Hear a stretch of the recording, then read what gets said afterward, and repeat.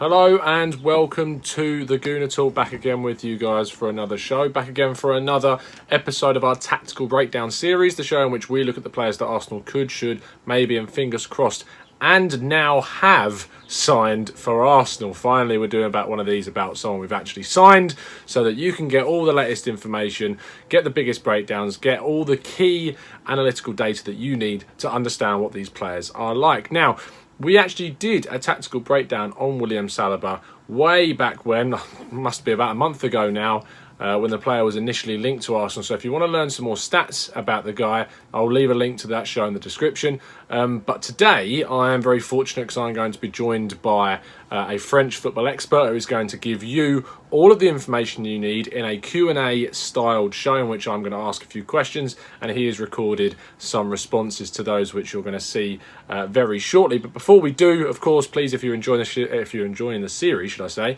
please give it a like, please subscribe if you're new around here with those notifications turned on so you never miss a show. I have just done another video which you can go and check out, which basically breaks down everything to do with the Q&A with the Arsenal Supporters Club, all the quotes, all of the reaction to that. So please go and check that one out. That'll also be in the link in the description. But let's get on with the show and leave your comment in the comment section below in terms of what you think about the signing of Saliba and your reaction to some of the questions that I'm going to ask our French football expert. Now, the man himself is Jeremy Smith. Jeremy has joined us for a few shows previously, talking about Nicolas Pepe, talking about Nabil Fekir, but now it's a chance to talk about a player that's definitely signed for Arsenal. And we start things off with a very simple question, and Jeremy is going to describe to you what type of player William Saliba is like. William Saliba has been described by some as the next Varane, and obviously that's a little bit premature for someone who's only got about 20 professional matches behind him, but it's not a completely unreasonable comparison. He's not quite as quick as Varane, but like Varane, he's got an excellent positional sense. He's very tall. He's also got good upper body strength, which allows him to kind of position himself between the attacker and the ball. And he doesn't really need to fly into tackles because he's just in the right place at the right time and sort of cleverly uses his body to manoeuvre the attacker away. He's comfortable on the ball, so he can kind of start attacks as well. Just generally calm, unflustered, classy looking defender. Doesn't fly into tackles. Don't we need someone like that? It's great to hear that William Saliba's got the positional awareness that we need in that centre-back position. That's going to bring a little bit of calm to what can be a very turmoil back four or five, depending on what Unai Emery decides to put in to his lineup. That's really good to hear, though, that he's got that positional awareness, that he's able to time his challenges perfectly. That presence is there, and although he's not as quick as Varane, as Jeremy says, he's still got that pace about him. Whilst not as quick as the French international, but he's not a slow player, for instance, and so I don't think we need to worry about him needing to catch up to certain players because initially his position is always going to be good. So the next question asks about if he returns or when he returns from Saint Etienne at only 19 years of age, how much of an impact can he make? It's difficult to predict exactly what kind of impact Saliba can make at Arsenal, but he's faced every hurdle or stage in his career brilliantly so far.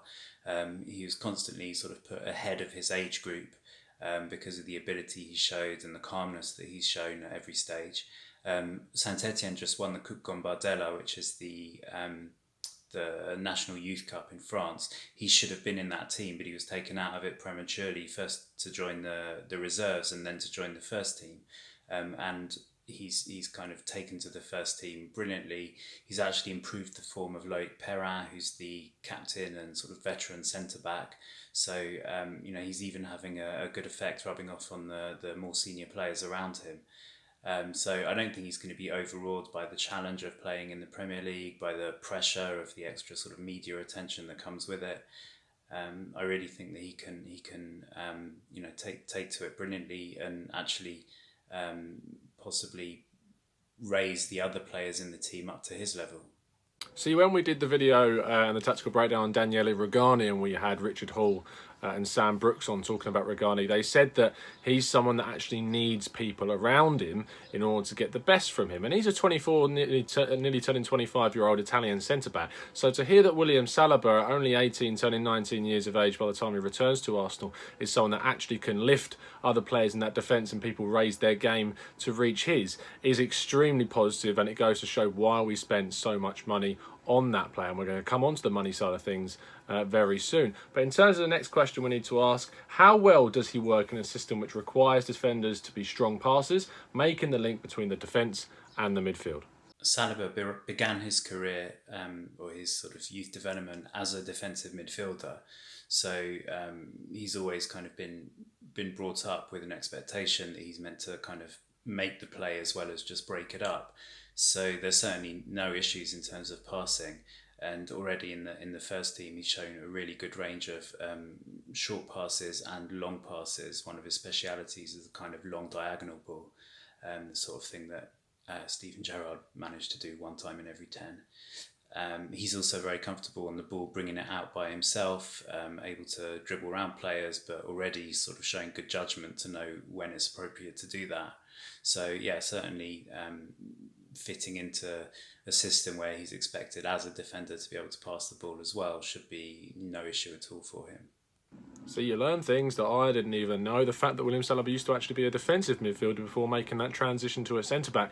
Never knew that about the guy, and that actually goes to show why his passing statistics were so impressive when we looked at them in the previous tactical breakdown of the player. As Jeremy says, taking the ball out of defence as an Arsenal defender is key. You need to know when to play the pass, and you need to know when to get rid of the ball, because obviously once you're under pressure you don't want to be caught out of position, and he's definitely got the positional awareness and the passing ability to be able to do that. So at just 18 years of age, again, it's really, really promising to see that he's got that ability and that keen skill that will be used in that Arsenal side moving forwards and will be developed to an even finer art during his time at Arsenal under the coaching scheme.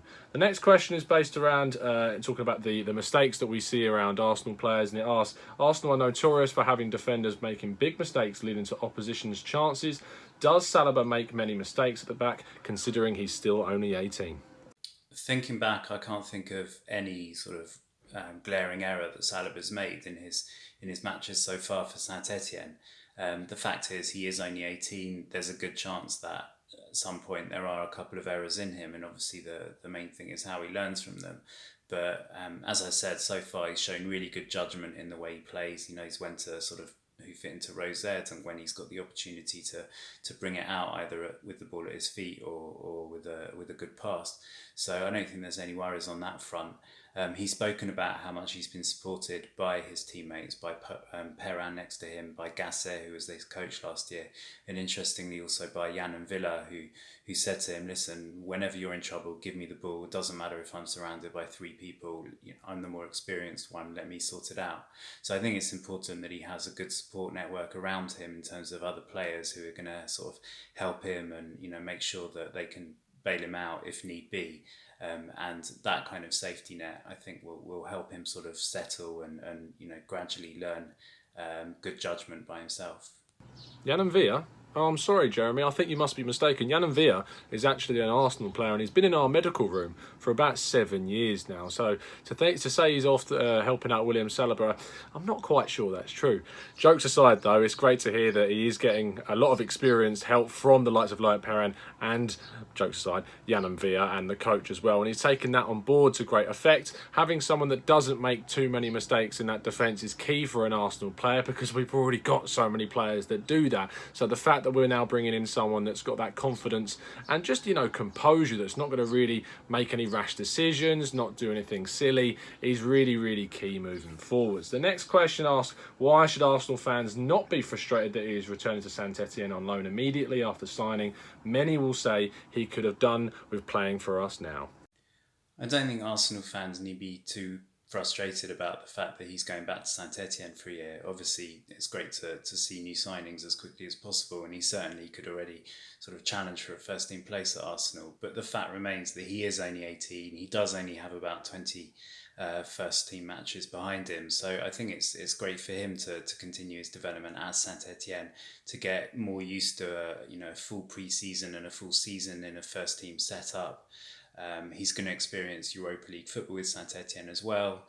And just be able to learn with familiar faces around him in a language that he's more comfortable in, so he doesn't have that sort of double challenge that he'll have next year. I think Arsenal will reap the benefits of him playing another season in France and developing sort of the experience that comes both on the pitch as a footballer, but also all the pressures that come off the pitch with it as well. Yeah, it was definitely interesting to hear Raul Sanllehi's comments during the Q&A session. Again, you can go check out the breakdown of that, of the video we recorded earlier, breaking down the whole Q&A. But when speaking about Saliba, he said that maybe the Premier League comes a little bit too soon for him, and it's time for him to get a bit more experience in a less competitive league in Liga. What is good though about playing in Liga is it's a very physical league, and obviously he's going to take on board a lot of that coming back to the Premier League. He'll need that physicality, but just from looking at him, you can tell that he's not a weakling by any chance. You can tell that he's the one to back up Sead Kolasinac when he gets into trouble. I think that he'll be the next person on the list that Mesut Ozil will want being his bodyguard, because he's just got that structure about him. Finally though, moving on to the last question, Saliba becomes Arsenal's most expensive under-20s player. Ultimately, do you expect him to pay back the huge outlay that Arsenal have put forward for him? 30 million euros is obviously a very big outlay for such a young and experienced player, but I really think it's a good move by Arsenal. First of all, with respect to Arsenal, it's just difficult for them to compete on the same level as teams like Real Madrid and Man City in terms of bidding for established players. So I think it's a good idea to go back to the sort of early Wenger format of spotting these really talented youths and polishing them from an early age. Secondly, Saliba I really think is a world-class player of the future. So if it comes to that, I think that Arsenal would stand to make a huge profit from him. But before that, they really do have a quality player on their hands. And I also think it's very important statement-wise that they're bringing in players like this, and especially I think considering Spurs made that late bid, I think had Spurs beaten Arsenal to him, that would have been a huge sort of psychological blow to Arsenal. But the fact that they've shown that they can invest that amount of money on a young player, and most importantly that he wants to come to Arsenal, I think is a huge statement on the part of the player and the club. And unless something terrible happens, like he does his Achilles or his ligaments during the season, I hope that doesn't happen. I think it will prove to be a really good piece of business by Arsenal. I couldn't have said it better myself, to be honest. That is the key point in terms of why we've spent this much money, is that we cannot compete with the big teams in Europe. We cannot put the big outlays for established players as often as teams can. We'll see one or two with the likes of the bids for Zaha or Pepe possibly, but we need to identify these younger players more often. That's why you've seen Gabriel Martinelli come in. That's why you're now seeing William Saliba come in. It's these type of signs that we need to make to identify them at a younger age, so that we can then integrate them into the first team and either get a good sell-on value later down the line, or you've then got someone who's established for the next decade, like Raul Sanllehi talked about with Saliba. He expects him to be here for the next decade, that's what he said. And then you've got that financial, not backing necessarily, but you've got that financial security that you've spent your money earlier on and you've invested, rather than outlaying huge amounts of money on someone that won't have too much sell-on value later on down the line. But that's it. Massive thanks to Jeremy Smith. You can find him on Twitter at JeremySmith98. He's massively tweeting out all the latest rumours with French football, including Arsenal and other teams. So if you want to go and find out all the latest Arsenal and French football transfer speculation, he's a really brilliant follow. So please do go and check out Jeremy's Twitter. It's a really, really good one to have in your repertoire of Twitter, shall we say. But thank you for tuning in. I hope you've enjoyed this Q&A session about William Saliba and the tactical breakdown of him as a player. As I said, you can check out the more statistical analysis in our previous show, which I'll link in the description. But please do go check out the Q&A breakdown I did earlier on in the day, in which we looked at, obviously, as I've mentioned loads of times, the Q&A session with the Arsenal Supporters Club. If you've enjoyed the show, please give it a like. Please subscribe if you're new, with those notifications turned on, to get some more brilliant content absolutely every single day, as far as we can possibly go into the future. We'll keep trying to upload these out, raw reactions, tactical breakdowns, whatever. Keep your description, or your comments rather, in the comment section. I really appreciate them every single time you post, so keep them coming. I'll see you again very, very soon, and as always, up the Arsenal. And thank God it's not as hot anymore.